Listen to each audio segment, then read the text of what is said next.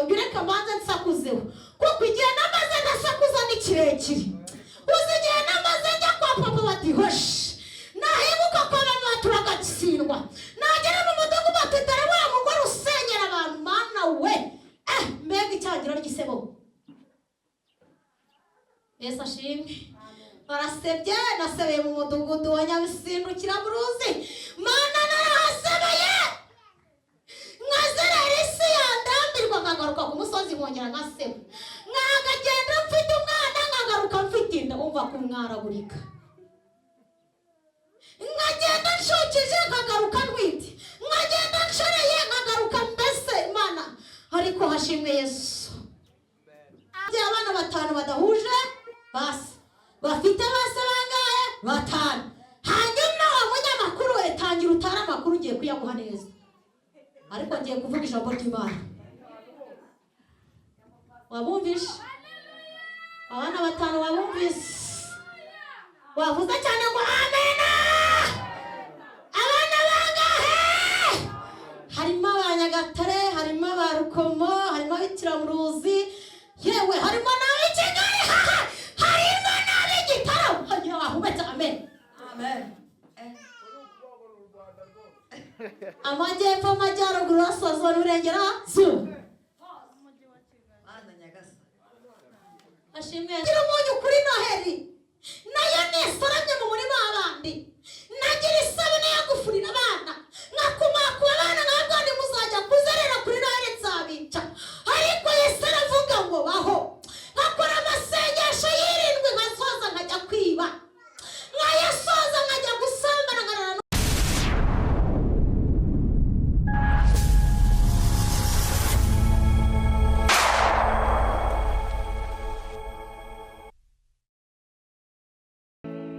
Amen.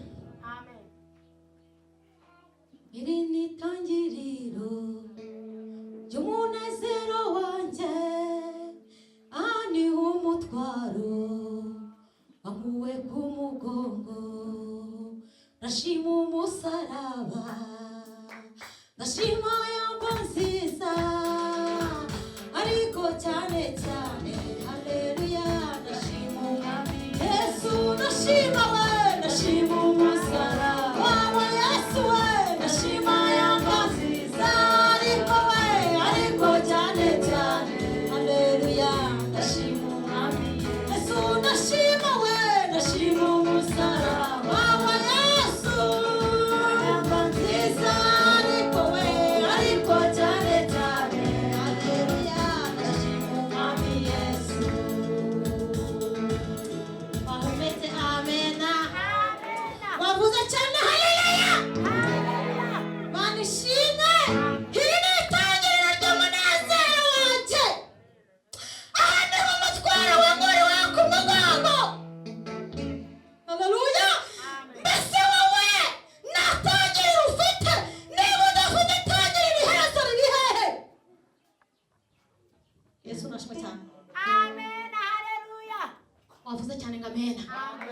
Iri ni itangiriro ry'umunezero aha niho umutwaro wanguriwe ku mugongo. Yesu nashimwe. Wapangiye Imana icyubahiro niba uri kubyumva cyane haleluya haleluya Imana ishimwe. Mbere ni itangiriro ry'umunezero wanjye aha niho ubusambanyi bwamviriyeho aha niho ubujura bwamviriyeho aha niho kwirwanirira byamviriyeho aha niho naboneye amahoro aha niho naboneye gutabarwa kubera ko aribwo umutwaro wari uvuye ku mugongo. Wahumetse cyane amen haleluya Yesu nashimwe. Aha niho umutwaro wo gusenya ingo z'abandi wavuye ku mugongo aha niho Yesu nashimwe. Yesu ni byose umufite ntacyo wabasha guca. Oh Yesu ni byose Yesu ni byose umufite neza ntacyo wabasha guca. Oh Yesu ni byose Yesu ni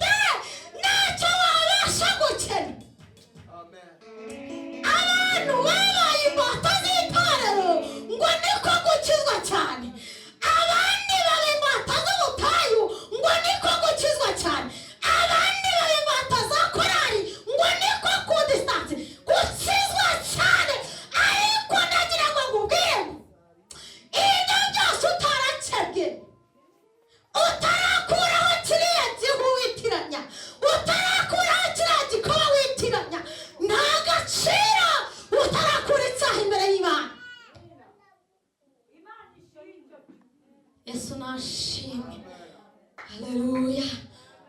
Mana yacu nishimwe cyane. Nitwa Kabagorora Flora Esther. Amen. Niyo mazina yanjye. Ndi umugore urabibona ko mfite amabere naronkeje. Dorakana kabuco ndi konsa ni kariya.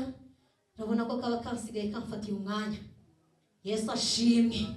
Hanyuma ndi umugore wabyaye abana 5 badahuje basi. Bafite base bangahe? 5. Hanyuma umunyamakuru etangira utara amakuru ngiye kuyaguha neza. Ariko ngiye kuvuga ijambo ry'Imana. Wabumvishe? Abana 5 wabumvise? Wavuze cyane ngo amena. Abana bangahe? Harimo abanyagatare, harimo abarukomo, harimo abikiramuruzi, yewe harimo n'abikigali, harimo n'abigitaro. Hanyuma wahubetse amen. Amen. Amajyepfo, amajyaruguru, asozo n'uburengerazuba. Ashimwe Yesu wagiye ku rugamba.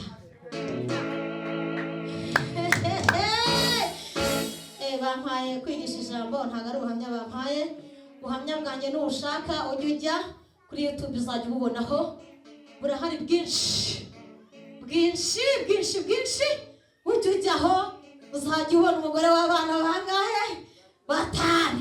Ariko hashimwe Yesu waguye mu magana menshi y'abanyabyaha. Akankora nyamanga ndishutiye. None mu mutima wanjye ndamuririmbira. Zaburi nyinshi ni mu mutima wanjye. Haleluya. Amen. Wavuze cyane amen. Ye nasone ngira n'umugabo wawe yanyemeye iyo hari ndabivuga. Azi ko ndinjajwa nyene nta kintu bitwaye ariko nicyo yankundiye. Rata iyo naza kumubwiza ukuri ariko unkunda buriya uriya mugabo wawe atari mwiza musho. Uriya ntabwo uzadusezeranya ejo mu gitondo. Wavuze cyane amen. Iwazura mugabo Jane si mwiza.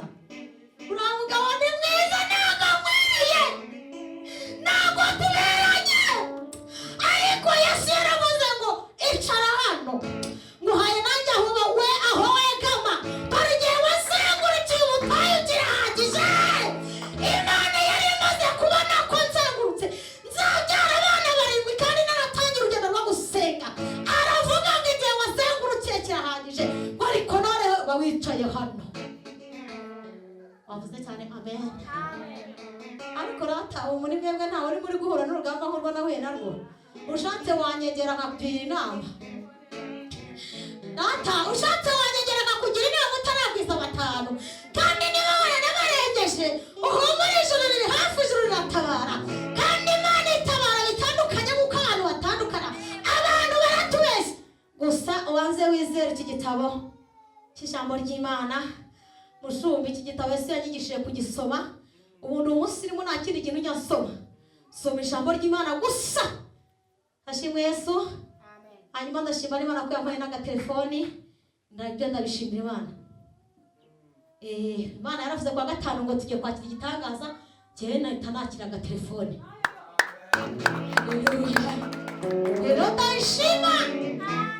Ndashima narakakiriye. Irakama. Irambwira ngo ari kukitonderwa n'ikimenyetso nguhaye ntabwo yari telefone. Ubwo bivuze ngo mfite ikimenyetso kirenga kimwe cyo kwizangirira neza. Yesu ashimwe cyane. Tugiye gusoma ijambo ry'Imana. Mwihangane mushumba rero ujye wihangana. N'umu mwanya ureka manze nsakuzeho. Kuko igihe namaze ndasakuza ni kirekire. Uzigiye namaze njya kwa papa bati hoshi. Nahebuka kwa mama turagatsindwa. Nagera mu mudugu batitara wa mugore usenyera abantu mana we. Mbega icyagira ry'isebo. Yesu ashimwe. Barasebye nasebeye mu mudugudu wa Nyabisindukira muruzi. Mana narahasebeye. Nkazerera isi yandambirwa nkagaruka ku musozi nkongera nkaseba. Nkagagenda mfite umwana nkagaruka mfite inda umva kumwaragurika. Nkagenda nshukije nkagaruka ntwite. Nkagenda nshoreye nkagaruka mbese Imana. Ariko hashimwe Yesu. Hashimwe Yesu kuko yankuye mu magana menshi y'abanyabyaha. Antoranya amanyita izina ryitwa Esther. Niyo mpamvu uvuga ngo nitwa kubera yuko yanyise izina amaze kunkuraho isayo ry'ibyaha. Ahumetse cyane amen. Buriya nagiraga ibyago byo gukundwa cyane ariko nkahararukwa mu kanya gatoya bakaba baramararutswe. Ijambo ry'Imana dusanga muri Yeremiya ibice 4. Musomyi adufashe gusoma vuba vuba twiyumvire icyo umwami wacu agiye kuvugana natwe. Ndabizi n'amagambo atari buze kukuryohera ariko kubera Imana kandi cyakuzanye no gusenga no gukizwa neza. Abantu muri iyi minsi barashaka ngo tuvuge ngiravuze gusa. Ngiravuze ngiravuvuya iravuze zizi donyine ntabwo bashaka ijambo ry'Imana ryitwa gukizwa. Yesu ashimwe. Wavuze cyane amena. Yeremiya ibice 4. Umusomyi adusomere ahereye ku murongo wa mbere. Umutwe w'amagambo uravuga ngo Imana yinginga abayuda ngo bihane. Wavuze cyane ngo Imana uyu munsi iri kwinginga twebwe ngo twihane. Yeremiya ibice 4 murongo wa mbere. Umutwe w'amagambo uravuga ngo Imana yinginga abayuda ngo bihane. Imana yinginga abayuda ngo bihane. Wa mbere Uwiteka aravuga ati Isirayeli we nugaruka aba ari njye ugarukira. Nukuraho ibizira byawe bikamva mu maso ntuzongere kujarajara kandi uzarahira uti ndahiye Uwiteka uhoraho w'ukuri utabera kandi ukiranuka maze amahanga azihesha umugisha muri we kandi muri we nimo bazashimira kandi muri we haleluya. Nitumara kugarukira Uwiteka, nitumara gupfa ku byaha, nitumara gutandukana n'akarande, muri we nibwo tuzishimira. Ariko hari umuntu ubyumvishe ngo atere haleluya cyane. Yesu ashimwe. Sinzi impamvu abantu kubera ko muba mwakerewe muba muje mwariye ubu ntabwo muba mwiyirije, niyo mpamvu nta mbaraga zo muba mufite. Haleluya. Ibiryo bigiye kongera bihende nimushaka mutangire kwiyiriza ubusa. Ibiryo bigiye kugira gute? Ubu igitoki kiri kuboshya mukaza mwariye kubera kikiri kugura makeya. Wavuze cyane ngo amen. Ubundi iyo umuntu ari kwigisha amagambo yo kwihana ntabwo abantu bafashwa, ariko muhumure mu kanya ndarebayo. Wavuze cyane ngo amen. Ngo muri we niho tuzishimira. Tukibagira umunyu kuri Noheli nayo nisaramye mu murima w'abandi, nagira isabune yo gufurira abana nkakumakuba abana nkabwo muzajya kuzerera kuri Noheli nzabica.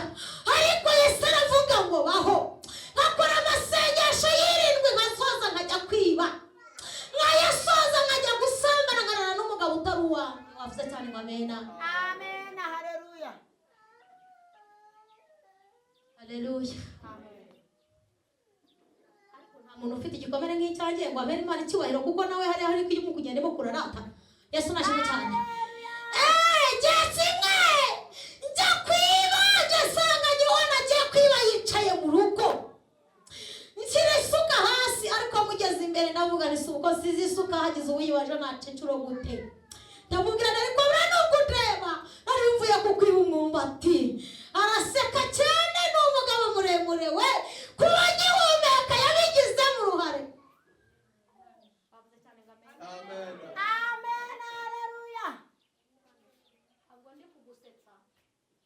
Hano ubwo ndi kuguha inkuru zo kujyana hanyuma uzitwara uko ushaka. Ngiye ndi kuvuga aho umwami Imana yagiye amvana. Ushatse kuvuga umushaje akavuga ati rero ubwo birashoboka ko avuze ko afite ibiryo. Nta biryo mfite. Ntumbonamo igisubizo cy'ibiryo, umbonamo igisubizo cy'ijambo rikubatura. Nta biryo mfite, ntabyo. Ikigeragezo kiragukirigita kikakubyibuhisha. gira mugenzi wawe ngo wizere uhagarare ushikamye, hari Imana izaguterura muri icyo kigeragezo. Amen. Haleluya. Natangiye gutyo ariko ijambo riravuze ngo muri nimwe tuzishimira. Ntabwo nataye ijambo, ntabwo nataye iki. Haleluya. Haleluya. Arambwira ati subwo iyo kwihera abahaza nyine no gupfa kurya, kandi ubwo ibishyimbo byo nanjye nankashitura nyine amasagashe nkatorora nshyira mu mufuka, nkagenda nkavidurira mu kagemeri nkareba ko kaza kuzura, kandi ncoza yingahe ayitatu nkibikemera ko niba asubira gusenga bati cyaha cy'ubujura ntibandi mbabarire, nkataha batestera dusomera ijambo. Haleluya. Dusomeye Yesaya 45. Imana yabwiye kuruka izamujya imbere itazamujya inyuma. Haleluya. Ariko natanga ajya kuranga n'umugabo w'abandi. Uzi ibintu byambayeho, rimwe nagiye kurara ahantu umugabo avuye no kumpresenta muri bene wabo ngo azantwara, hanyuma turataha arakingura tujya mu nzu, kumbi hari indi njama ni nkanjye yaje yinjiyemo kare yari ifite urufunguzo. Nyamuneka kuryama biba birapfuye imbere Imana we, mbega ikirori n'ikirogoranwa nabonye toka shitani mu izina rya Yesu. Pepo katika jina Yesu. Abazimu ntibazongera kunkurikira. Ariko uri umuhungu naratware twicayeho, umukobwa kaza kadukubita amatara ati ntabwo bikunda. Bamujyana gaheye. Avugana ariko se mana ko uwaje guhaha nkaba naje guhaha. Watuje genda muryame mu cyumba nge nanjye ndaryama. Ufite igihe kibazo kandi ndi gusenga, ndi gutangira urugendo rwo gukizwa. Yesu nashimwe. Amen. Hanyuma naraye nicaye saa 8 zigeje ndavuga natagira umuntu ubona asohoka aha, ariko kuko uwo Mungu yarankundaga aramperekeza ageze iwacu, yambuka tuyisiga mu nzu. Nta kintu bayipangiye, nanjye nta kintu bampangiye. Ariko nawe nanjye nari nariye n'umunyenga wo gutembera, sibyo se rata? Nawe nanjye nari nanatembereye, ariko yo yari nyine yatahiye amateke. Yesu ashimwe. Mama Mugisha ni ubuhamya bwigenza, ni ubuhamya bwivugira, ni ubuhamya bwikontorora. Yego ukumva no kunguko ni ubuhamya bwigenza bukikontorora, kuko ni ubuhamya nta muntu utazi amateka yanjye keretse abanyakigali, ariko nabwo aho nagiye nkodesha naho bagiye bayafite. Imana yacu ishimwe cyane. Amen. Ukuntu basohoye mu nzu bakambwira ngo Imana yirukanye shitani mu ijuru, inzu gisohokamo, Yesu araza arishyura mbonaho kuba. Ibyo ni ishimwe rikomeye cyane. Ariko nuko Imana yari yaravuganye nanjye ngo nzakurinda guseba, nubwo nasebye ariko nta kibazo yanyeretse aho ndyama. Yesu nashimwe cyane. Amen. Cyodaho mwana mushu mumbabarire. Rero mujye mureka twidodokera, hari igihe tuba twaramaze tudoze utavuga. Haleluya. Yesu ashimwe. Amen. Abo bana banjye 5 harimo umwana umwe, kuko narabicaje mbabwira icyatumye mbabyara batandukanye. Ndabwira nti mumbabarire mwe ntimuzamere nkanjye, ariko havamo umwe amera nkanjye. Ni ubuhamya burebure.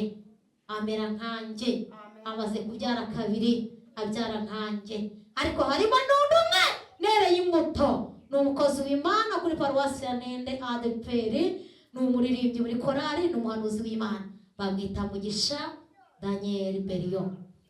Shima Imana ko karande yatwaye umwe nanjye nkatwara undi, ariko nashima Yesu ko tugihumeka twese.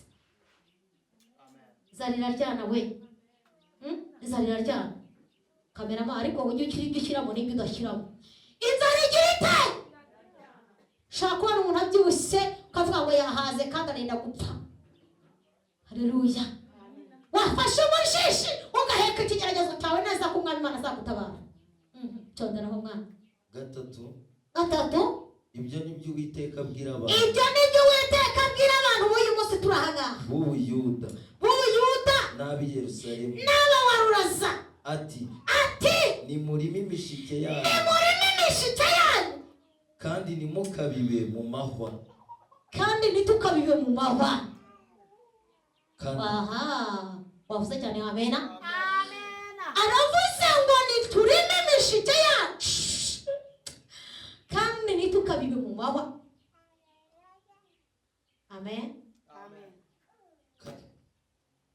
mwikebere Uwiteka mwikebere Uwiteka kandi mukebeho ibikoba kandi mukebeho ibikoba bitwikiriye imitima yanyu. twikiriye imitima yanyu. Amena. Amen. Dukebeho iki? Ariko ko mutavuga mufite Ibikoba. ikibazo ngo dukebe ibiki? Ubu hari uwafata akembe agahita akuraho akanagaho, undi agataka umwenda agakeba. Aravuze ngo twikebere Uwiteka dukuraho ibikoba bitwikiriye iki? Imitima yanyu. Bitwikiriye imitima yacu.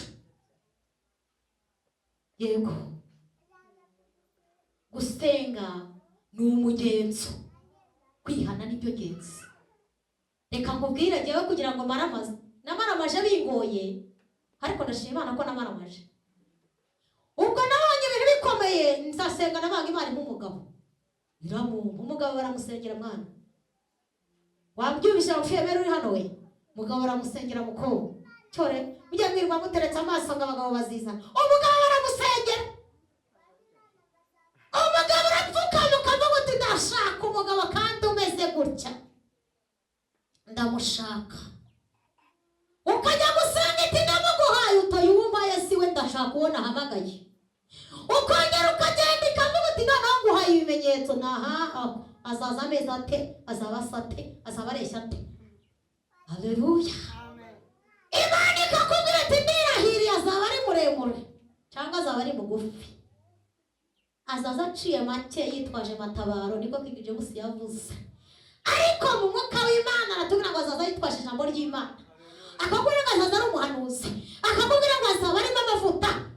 Ukayibaza uti se ni amavuta y'ubuto, ni amamesa, n'ay'inka, n'ayashya? Akakubwira toya ni amavuta. Haleluya. Ngo dukebe ibihu bitwikira imitima yacu. Imana ishimwe. Reka nsoze ijambo, kandeke gutinda cyane. Reka dusoreze n'undi ku magambo dusanga urwa kabiri rwa Timoteyo ibice 2. Uducyondereho vuba vuba nsoze. Mushumba nyihangane ntabwo nzongera. Urwandiko rwa kabiri rwa Timoteyo Umurongo wa mbere. Yego. Pawulo Ibice 2.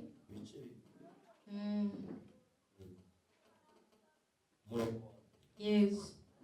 Umutwe w'amagambo uravuga ngo Pawulo ahugurira Timoteyo kwitanga amaramaje. Pawulo ahugurira Timoteyo kwitanga amaramaje. Pawulo w'iki gihe ni mushumba. Pawulo w'iki gihe ni umuntu wese ukunyura imbere akubwira ijambo ry'Imana. Pawulo w'iki gihe ni umuntu wese uzabasha kukuganiriza ku by'ijambo ry'Imana. Niwe Pawulo w'iki gihe. Yes. Amen. Umurongo wa mbere. Pawulo yaragaga Timoteyo. Niyo mpamvu yamwiyegereje cyane, kuko yashakaga kuzamusigira uburake, akabaha agaciro imbere y'Imana n'abantu. Yego. Umurongo wa mbere. Nuko rero mwana wanjye, ukomerere mu buntu bubonerwa muri Yesu, muri Kristo Yesu. Komeza. Kabiri. Kandi ibyo wanyumvanye imbere y'abahamya benshi ubimenyesha abantu bo kwizerwa batazashobora kubyigisha abandi. Ibintu birakomeye. Mushobora kunsobanurira nanjye ndumva ari ihurizo. Dusubiremo. Ubimenyesha abantu bo kwizerwa bazashobora kubyigisha abandi. Mwakira ijambo ry'Imana. Shimira Imana. Reka ndekeraho. Imana yabereyeho umugisha. Ibyo numvanye Imana nibyo nkubwiye aya masaha. Kandi ibintu nkubwiye nabyumvanye papa wanjye. Najyaga nkunda indirimbo ivuga ngo kera nari umwangizi mu mutima rwihishwa, ngo maze mpura n'umuntu w'Imana ngo anyigishe ibya Yesu.